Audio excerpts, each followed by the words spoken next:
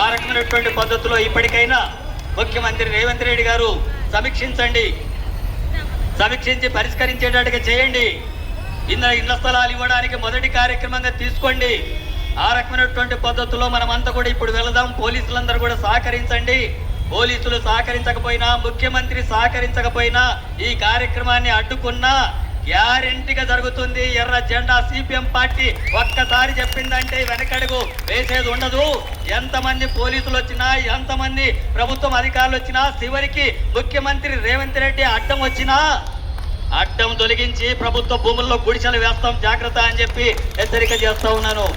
ఆ రకమైనటువంటి పోరాటాలకు సిపిఎం పార్టీ పూనుకుంటుంది. రాష్ట్ర వ్యాప్తంగా ఎక్కడ ఇల్లు లేని వాళ్ళు ఉన్నారో, ఎక్కడ పేదవాళ్ళు ఉన్నారో, ఎక్కడ అణగారినటువంటి వాళ్ళు ఉన్నారో, ఎక్కడ దిక్కుమాలినటువంటి ఉన్నారో, ఎక్కడ అనేక రకాల సమస్యలతో ఇబ్బంది పడుతున్నటువంటి వాళ్ళు ఉన్నారో, వాళ్ళ సమస్యల పరిష్కారం కోసం ఎర్ర జెండా సిపిఎం పార్టీ సిద్ధంగా ఉంది.